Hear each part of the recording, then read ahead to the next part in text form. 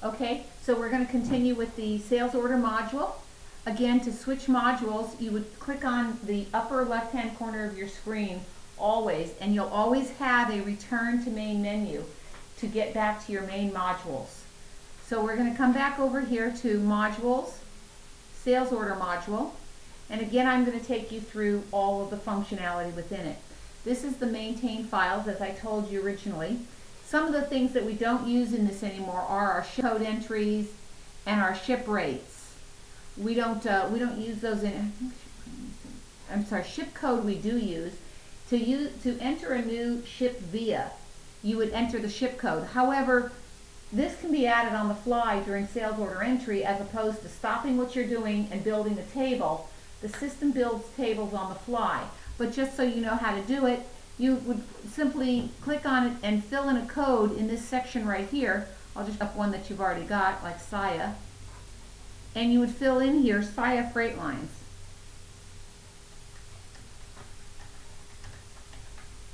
Okay, and you can have as many of these as you want. And once you're done, you just simply hit X and it'll save it. What we don't use is the ship rate entry. It used to be that we could not integrate to UPS, DHL, or FedEx, so we had to build all these shipping tables, and you had to manually build them. We don't do that anymore, so we don't use that. Ship to address. The only time you would use a ship to address is if the customer's address is different than the bill to. In other programs that you're familiar with, it didn't matter whether ship to and the bill to were the same, it would still fill in the, it would create a separate record. In our system it does not. Unless the ship to is definitely different, it does not create a separate record. Okay, author code. Author code is used for if you pay royalties. If you have a designer you have to pay royalties to, this is different than commissions. Commissions are separate. You can have a royalty and a commission on a specific item. Okay? A royalty is something that you're going to pay an author, and when you set that author up, you would fill in their name, their address, and information, and you would also identify at this point whether or not you pay royalties based on when your invoice gets paid or when you've shipped the invoice, the order. Okay, let's go back up here. Royalty maintenance is not a function that operates at this time. This is a very important screen. So let's go into our system options. Every one of the modules has a system options. And there may be 1, 2, 3, up to 7 tabs. Or 8 tabs. I think our customer entry maintenance has 8 tabs. Each tab is a different page. So the system defaults for sales order entry identify which period you're in.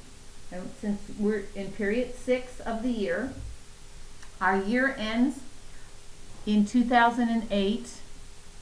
This is our next sales order number.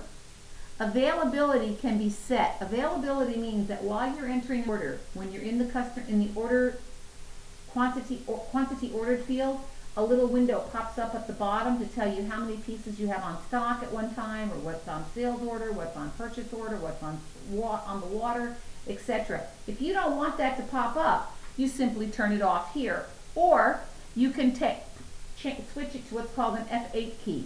The F8 key means that if you don't want it to pop up all the time, but you really like it every now and then, you can switch it to F8, and when you're in the quantity order field, hit the F8 key and that window will pop up. I have you set for auto at this point. Number of years to keep history in the system. 15 years is certainly sufficient. After 15 years, you probably have enough business by then anyways. Interface with the general ledger is correct, is checked. Interface with inventory is also checked.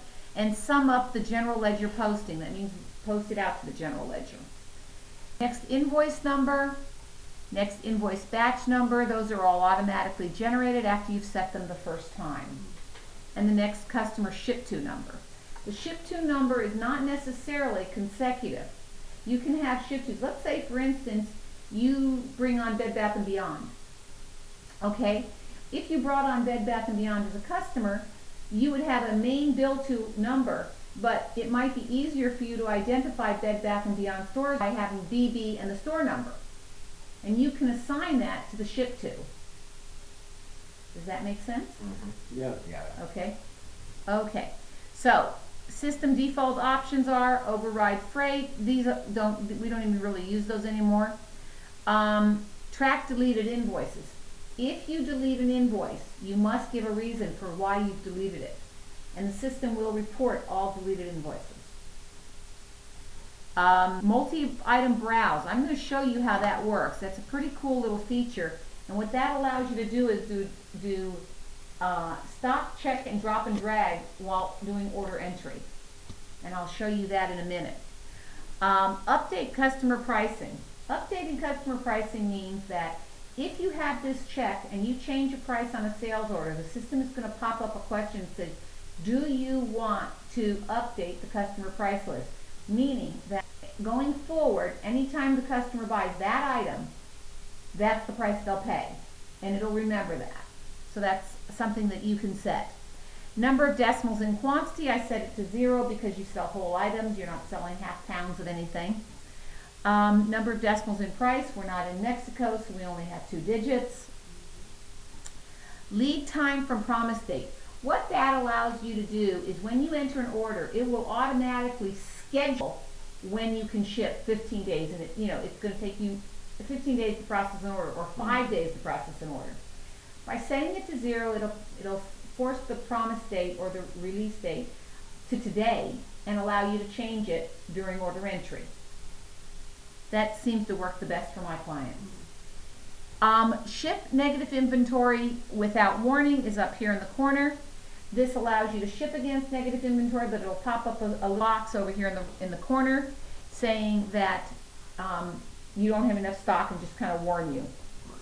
If you say ship negative inventory without warning, it just lets you go forward. If you say do not permit shipping with negative inventory, it'll automatically stop you. It'll automatically back order the item. Okay? This we tried to work and it didn't work. Ship negative inventory prompt for back order. We don't do that. Okay. This box right here is how do you want to print your packing list? Do you want to print it in the order that it came out of the system or that you entered it? In this case, I've changed it to bin order number. So it's going to automatically, the minute you hit the save button, it's going to automatically reorder the order that you put in, no matter how you entered it. It's going to put it in bin number order. Okay? Right. If you prefer method of I'm not sure how many actually have been on Most everything. correct then? So at any case, that's been done. Okay, how do you want to group your deposits? When you apply cash from the sales order module, from the from invoicing, it's going to group it based on how you want to see it, how it's going to show up on your bank statement. Okay, typically it's by date and pay type and pay code, which means you're going to have, if it's by date, it's going to group all the MasterCards and all the MasterCards together, all the Visas together, all the Amex together. Your bank statement is going to, and all the checks and cash. Right. Your bank statement, however, is going to have on it one deposit for MasterCard Visa. So when you get your bank statement, you just have to know that MasterCard Visa will be together. You have to add them together. Okay? So typically that's how I set it up. Channel values, that was added for another customer. I have no clue what it was for. As far as I'm concerned, it's a free-form method of tracking sales, but I don't know how to use it. These are general ledger numbers. They're in case something doesn't fall into the ordinary. It's a miscellaneous item. Do not view kits. If you were using the bill of materials or assortments, it would allow you to hide the components on the screen. They wouldn't show up on the screen. You have the choice of putting them on the screen or not putting them on the screen. Okay? That pretty much concludes the maintain system options in the sales order module. Are there any questions? No. Not yet. Okay, we're going to stop this.